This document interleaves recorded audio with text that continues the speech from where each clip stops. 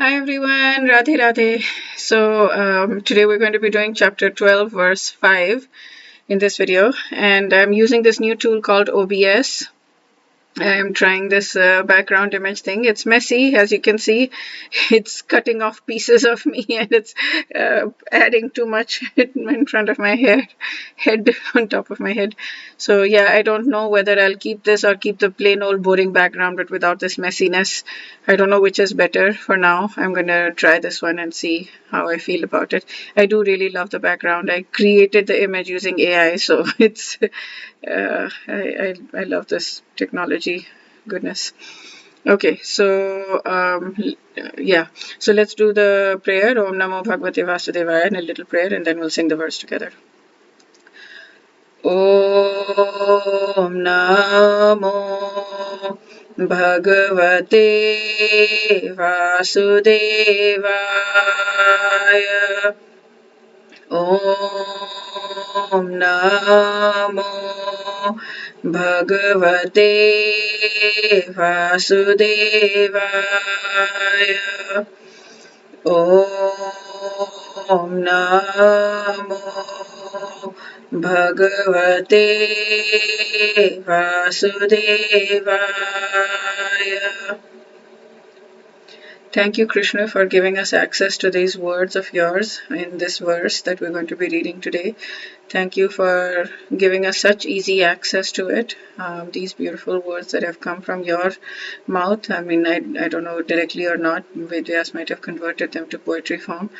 But either way, these are your words and we have access. You gave us like nobody's access to this through Arjun, through your dear devotee Arjun, and I'm immensely grateful to you for giving us these words so that they can help us. Please help us use these words to build Krishna Prem for you, to build our love for you, to build emotional depth of love for you. Thank you. Okay, so let's sing the verse together. क्लेशोऽधिकतरस्तेषाम् अव्यक्तासक्तचेतसाम् अव्यक्ता हि गतिर्दुःखम् देहवाद्भिरवाप्यते. Okay, I made a mistake here. See, as a new tool, I have to remember to toggle the camera and the screen. So give me one moment.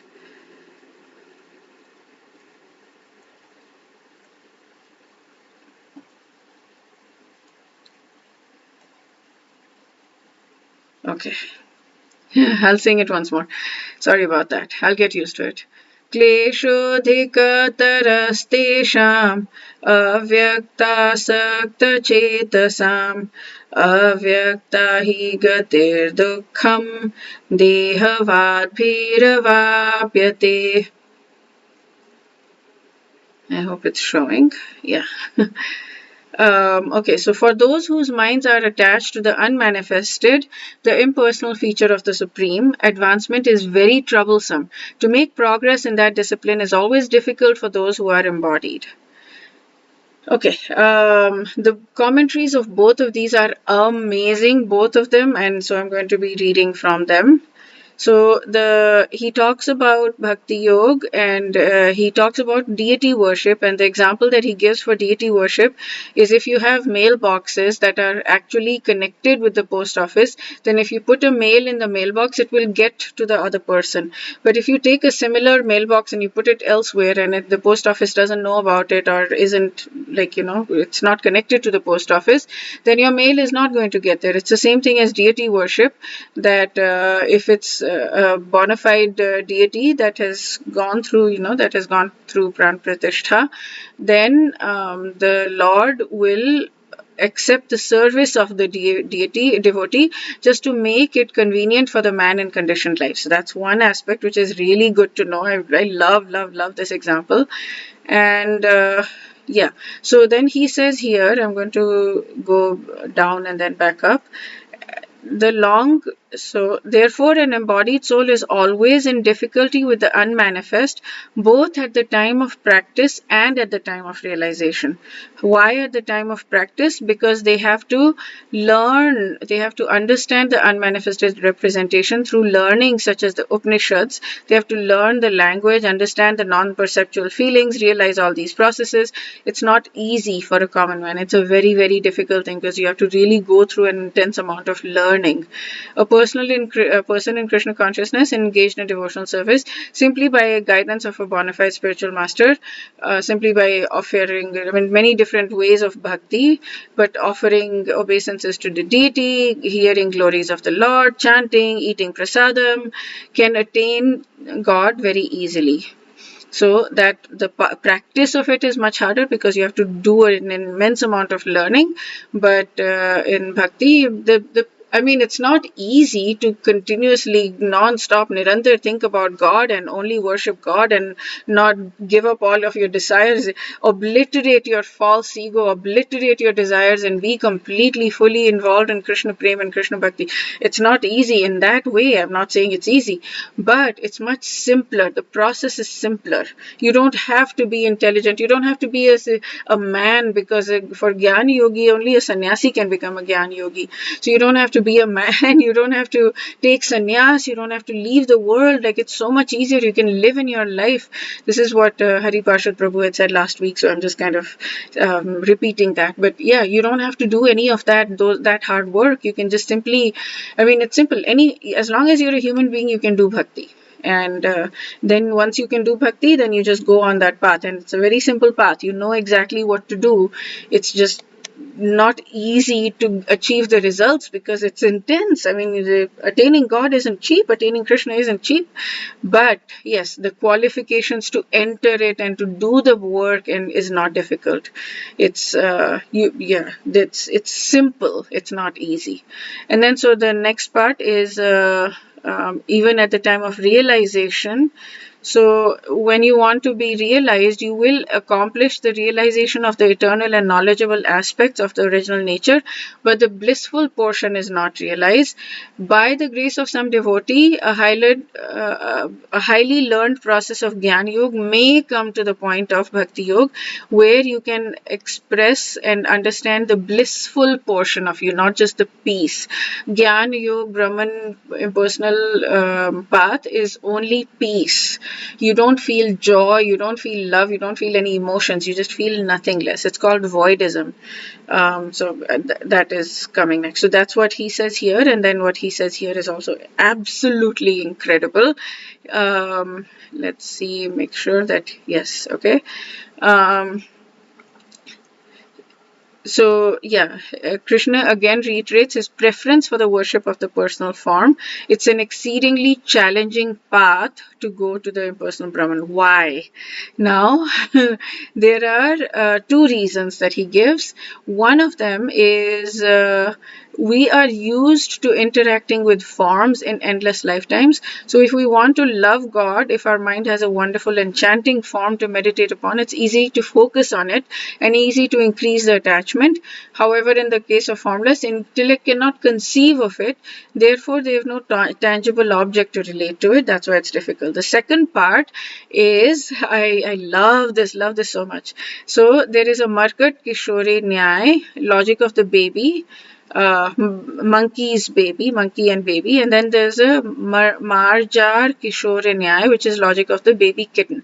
So the baby monkey is responsible, the baby is responsible for holding onto the mother's stomach. So the mother will jump around, do whatever she needs to do. The baby needs to be holding onto the mother. If the baby loses grip, the baby falls, right? So it's the baby's responsibility. But the kitten is very small and delicate. The mother takes the responsibility of transporting it by holding it behind the neck and lifting it up. It's just by like this, it will just hold it by the neck and lift it up. So the mother takes the responsibility for transporting the kitten. The impersonal is like the baby monkey. The person, it's fully onto the person to hold on to and learn and figure out everything about the Gyan Yoga, because there is no grace. It's nirguna without qualities, nirvishesh without attributes, nirakar without form. Therefore, there is no grace. The Gyanis who worship God as Nirgun, Nirvishesh, and Nirakar have to entirely rely on self effort. On the other hand, God, the personal form of God, is full of grace, full of compassion, full of mercy. Hence, the devotees receive divine help. It's a divine support in their sadhana. Therefore, it's like the cat holding the baby kitten and transporting it. My goodness, my goodness, my goodness, my goodness, my goodness. How beautiful is it? And how beautiful is it that we have these commentaries and we can learn from wise people, wise sages like these, and we can learn from the Gita itself, and we can just get this information, and it just helps understand so clearly that I want the grace of Bhagavan Shri Krishna. And that's what, like, I'm always praying, please help me remove all of my anarthas, please help me intensify my attachment for you. It's just like, and it is his responsibility. Bhagwan, I give everything to you, it's your responsibility now. I'm handing it over to you. I'm just giving it to you. Please help me. I'm giving you. Arjun did that with Bhagwan Shri Krishna all the time. He would make these really stupid vows, and Krishna would be like, "What are you doing? Why are you making stupid vows like this? If somebody insults my Gandiva, then I will kill the person." And Yudhishthir, his elder brother, insulted his Gandiva, and so he was like starting to kill Yudhishthir, and Krishna was like, "What is going on here? This is your elder brother. You love him. Like, are you out of your mind? What are you doing? Why do you make these stupid vows?" And Arjun is like, "But I've done this. What do I do?" And it's like, your problem now. I don't know what to do. And Krishna is like, "Okay, fine. I'll take care of it." So this is what Krishna does. He takes care of people. He's like the cat who holds the kitten. He's like, oh, he said, okay, fine, insult him. And insult is like death. It can be considered as death. So you can consider yourself as having killed him. So Arjun then insulted Yudhishthir, and he didn't have to kill him. And then he begged forgiveness to Yudhishthir, and he's like, yeah. But that's what Arjun did. He was like, okay, I don't know what to do now. I made this. I did this. I've done this now. Now what? So, oops. Yeah, okay. So, yeah, we are so lucky to have all of this information, and we're so lucky to be on this path where we're getting the grace of Bhagavan Shri Krishna, and we're getting his help on our path in order to get to where we want to go, because we are powerless, we are completely helpless, we cannot do anything. I cannot do anything. So I'm just like, please help me every step of the way, every tiny little step. I'm saying, please help me, because I cannot do it. I don't know how to do it. I'm completely powerless. So please help me. It's amazing that we have all of these information from gurus. Okay, and that we are on this path. This path is just the most important path ever. Okay, wish you a day filled with tons and tons of spiritual growth and Radha Krishna's grace. Wish you a beautiful day. Radhe Radhe.